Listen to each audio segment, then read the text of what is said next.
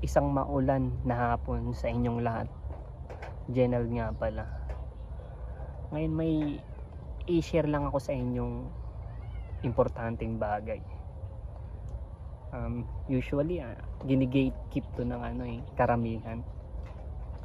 Yung mga pinagkakakitaan nila or side hustle. Kasi 'di ba ngayong panahon mahirap kumita ng pera. Ngayon i-share ko yung 3 bagay na pwede nyong pagkakitaan. Side hustle na walang lugi. Una, content creation. YouTube. Content creation sa tingin ko ang pinaka the best side hustle na walang lugi, na walang puhunan. Example dito sa YouTube, gumawa ka ng video about sa paano sumaing. In-upload mo siya ngayon. After 10 years or 5 years, pag pinanood yun ng viewers, kikita pa rin yun.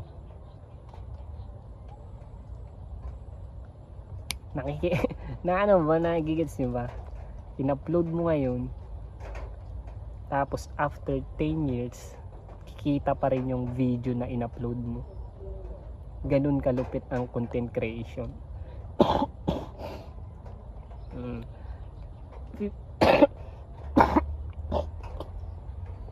15 years ago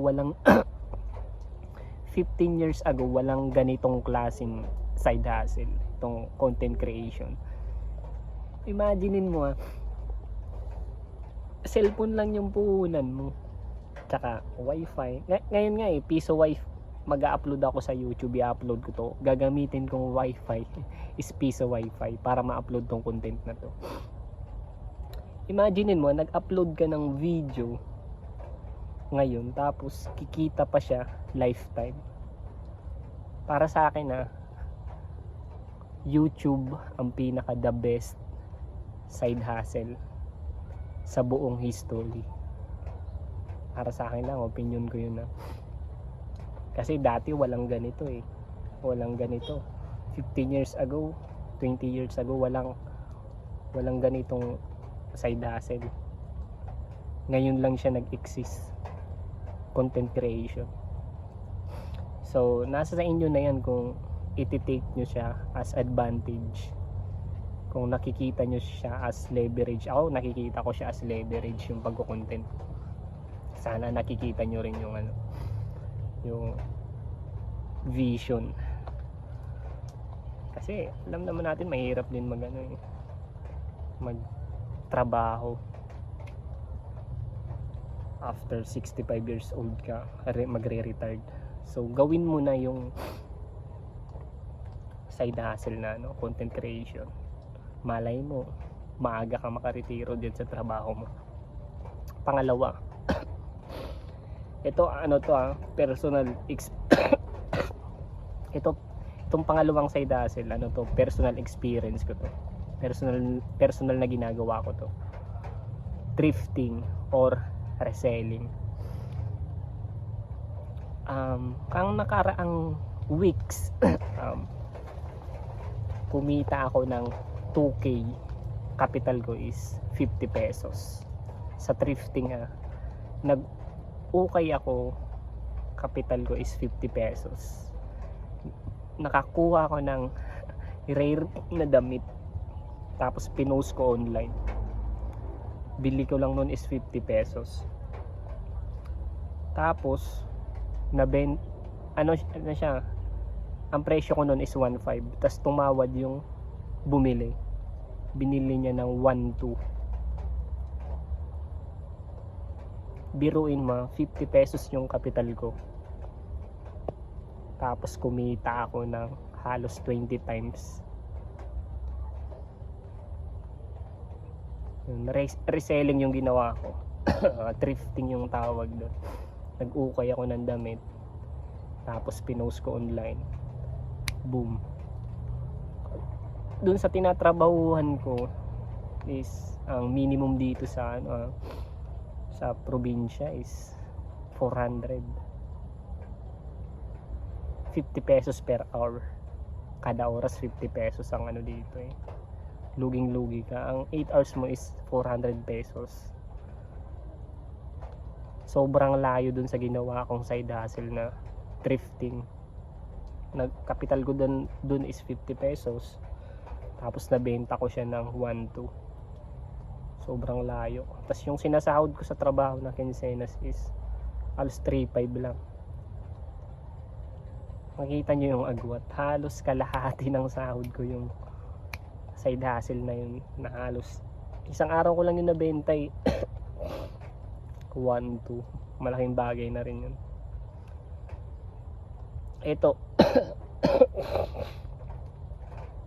So kung gusto nyo subukan yung reselling or thrifting, yun, ano ko yun, suggested ko yun, gumagana yung side hustle na yun. Pangatlo na side hustle na wala kang lugi or pwede mo subukan is mag-apply ka ng part-time job. Pero kung halimbawa may full-time job ka na, okay na yan. Gawin mo na lang yung pangalawa, yung unang dalawa kong sinabi na thrifting or content creation. Kasi may ano ka na eh, full-time job ka na. Pero kung wala ka pang trabaho, mag part-time job ka, okay din yan. Yung mga part-time job na 4 hours lang, 5 oras. Kumbaga yung part-time job na yun yung gagawin mong capital. Hindi naman talaga yun, hindi naman talaga yung sahod yung kailangan mo dun eh. Kailangan mo dun yung, ang kailangan mo dun sa part-time job is somehow makakuha ka ng skill or sabihin natin yung sahod dun na kahit kaunti pwede mong gamitin pang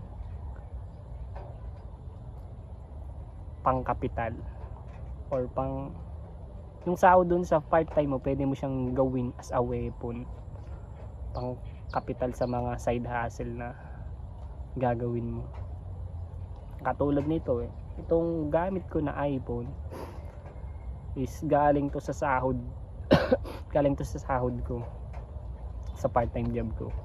So ginagamit ko siya ngayon as pang vlog, which is yung pagbablog or pagko-content is another side hustle ko rin.